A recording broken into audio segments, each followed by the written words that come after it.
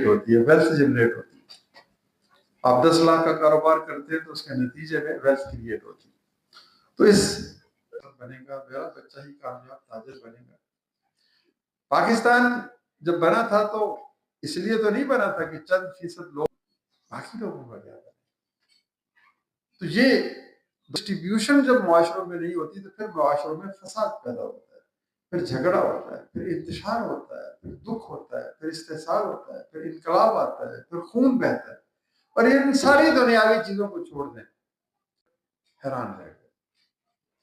लेकिन जिस शहर ने सबसे ज्यादा उन्हें मुतासर किया वो वहां पर पढ़ने वाले 600 बच्चे थे साहब, डॉक्टर समदार साहब, डॉक्टर नुमान साहब, ख्वाजा खावर साहब, ख्वाजा खुरम साहब और मेरे ड्राईपोर्ट चेयरमैन शेख नवीद साहब, दोस्त अहबाब, साथियों, अस्सलाम वालेकुम।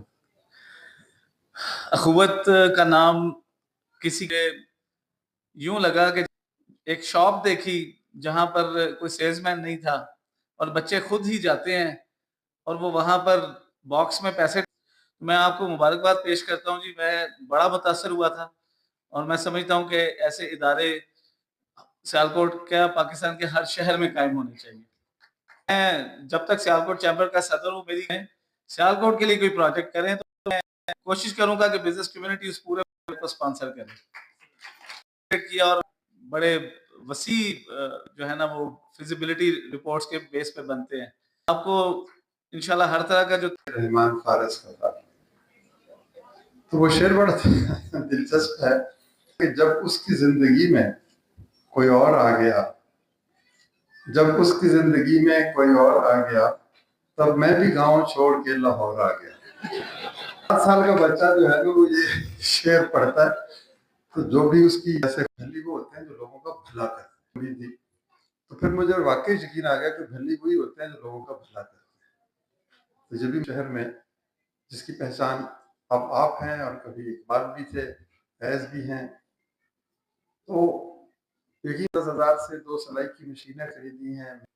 फिर वो स्कूल पहुंच गए, फिर मेरी एक बेटी की शादी भी हुई और फिर साथ ही उसने ये भी मुस्कुराते हुए शायर अखुवत का खिताब दे चुके हैं, तो इनकी गुफ्तगू से होने वाली एक नज्म से इनको बुलाने की जसारत करना चाहूँगा कि ए रब्बे मोहब्बत के अता याफ्ता लोगो, ए रब्बे मोहब्बत जो हमें अजीज तर हो।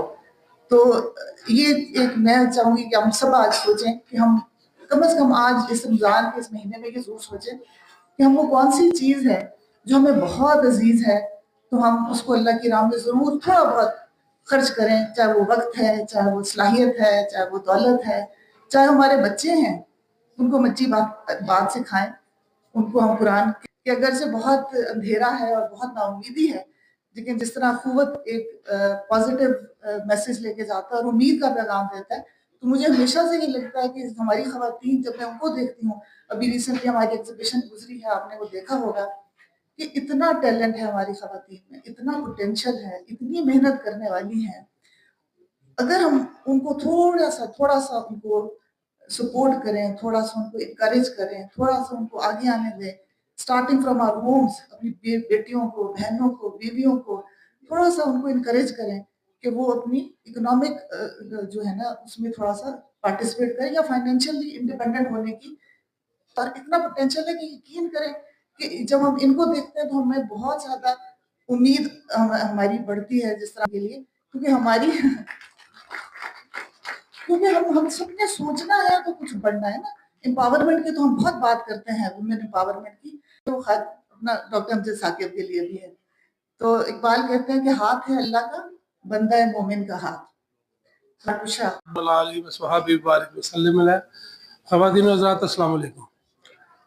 साहब, माशाल्लाह हर साल आपको सुनते हैं और आपकी अचीवमेंट जो आप अल्लाह की मखलूक के लिए कर रहे हैं और इंसानियत की बेहतरी के लिए, उनको हम खराज तस्लीम पेश करते हैं जी। और आपकी गुफ्तगू, चले मैं थोड़ा सा लेट आया हूँ, एक इंसिडेंट हो गया उस वजह था। देखिए, हमें नहीं पता जब हमने अल्लाह के हुजूर पेश होना है तो अल्लाह ताला को कौन सी आपकी अदा कौन। मैंने उन्हें कहा जी इधर तो हमारी पाकिस्तान की टीम जाती है, तो उन्होंने मुझे एक ही बात की, कहते जिलानी साहब ये तरबियत है। तो असल चीज ही तरबियत है जी। माँ یہ آپ کے اوپر احسان مانے ڈاکٹر امجد صاحب کے بہت احسان ہے.